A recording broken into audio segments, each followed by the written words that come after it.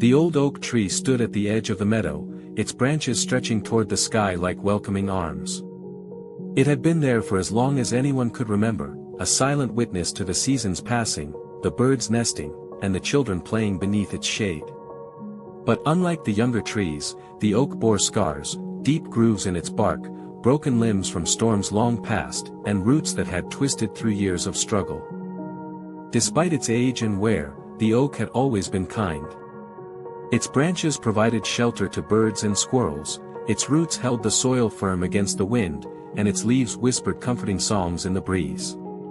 Even when careless hands carved initials into its bark, the tree stood tall, offering shade without complaint. One autumn, as the leaves began to turn gold and the air grew crisp, a young fox named Rilo limped into the meadow. His paw was injured, swollen from a thorn buried deep in his flesh. He had been running from a hunter's hound, and though he had escaped, he was weak and in pain. Exhausted, he collapsed beneath the oak tree, panting. The tree, though unable to move or speak, reached out in the only way it could. Its roots, deep and steady, formed a soft cradle beneath the fox, giving him a place to rest. Its fallen leaves blanketed him, shielding him from the cold. The oak could do nothing to heal his wound, but it could provide comfort. Rilo, too weak to move on, stayed beneath the tree for days. He drank from the dew that gathered on its leaves in the morning and ate the berries that fell from nearby bushes. He pressed his injured paw against the cool bark, as if the strength of the oak might somehow transfer to him. Slowly, he recovered.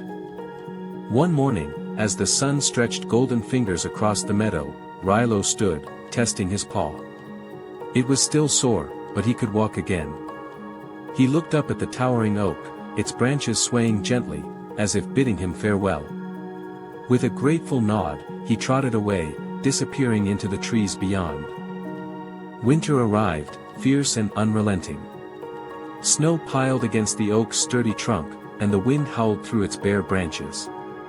It was a hard season, colder than most. The birds had flown south, the squirrels hid in their burrows, and the meadow lay silent beneath a blanket of white. One night, a terrible storm rolled in. The wind shrieked, ripping through the forest, bending trees until they groaned under the strain. The oak stood firm, as it always had, but the years had made it brittle. With a deafening crack, one of its largest branches gave way, crashing to the frozen ground. The storm passed, but the damage remained. The oak, now missing a limb, felt weaker than before. It wondered if it had finally reached the end of its time. But just as despair settled in, a familiar figure appeared at the edge of the meadow. Rilo had returned. The fox, now stronger, had not forgotten the kindness of the old oak. He sniffed at the fallen branch and then set to work. Using his sharp teeth, he gnawed away smaller twigs, clearing the debris around the tree's roots. Other animals saw him and came to help. The squirrels gathered the broken twigs for their nests, the birds pecked away rotting bark to make space for new growth, and even a family of rabbits dug small trenches to help water reach the tree's roots when the snow melted. Winter gave way to spring, and though the oak had lost a limb, new buds formed on its remaining branches. Leaves unfurled, green and vibrant. Flowers blossomed in its shade.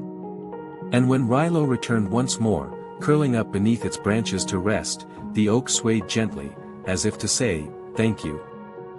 The kindness it had given had not been wasted. It had returned in ways it never expected. The lesson was clear: no act of kindness is ever wasted. Even the smallest gesture, given freely, can come back in ways we cannot foresee, making the world a little brighter for all.